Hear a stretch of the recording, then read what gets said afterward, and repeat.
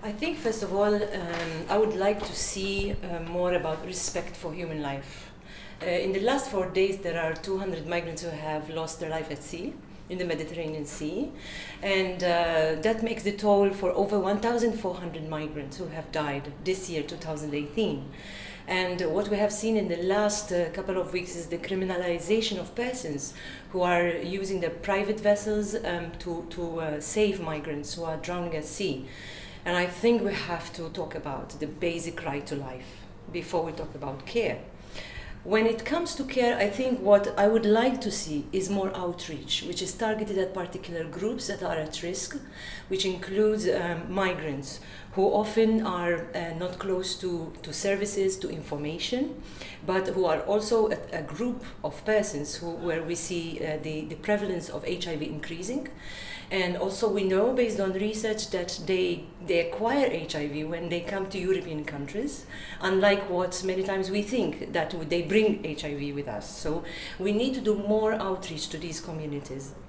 I think by involving the communities that are already migrant organizations, it's very, very important, because they are close to the communities that they serve and that we want to reach. And I think we have to build their capacity to be able to help us in improving testing, access to care, and prevention. I think this is very important in healthcare, especially in Malta and my country.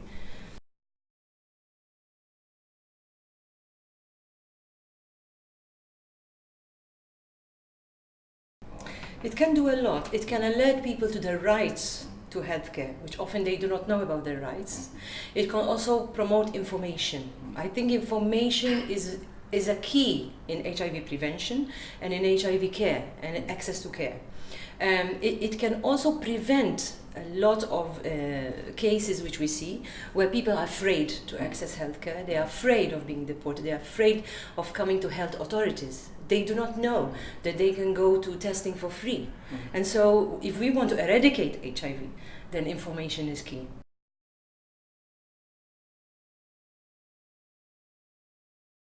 I am really inspired by the MCARE program. It has been inspiring and strategic, because it has not only improved our knowledge and my knowledge and the knowledge of many other people who come from NGOs in Europe, but it has also done it in a collaborative manner.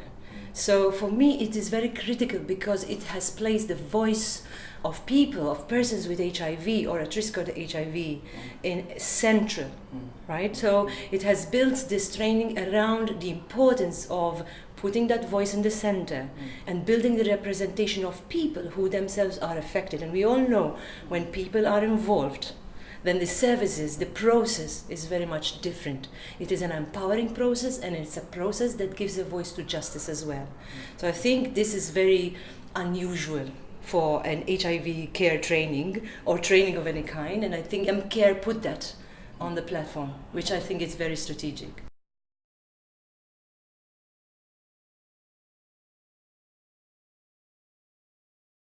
In Malta, I have already started to apply it, because it has made me aware that there are actually no NGOs working in this field.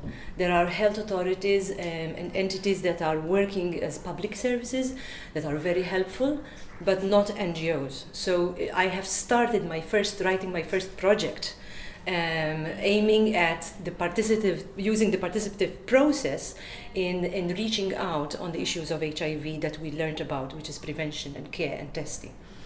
So it has helped us as an organization for the Foundation for Shelter and Support to Migrants to put this at a national level, as it's very important.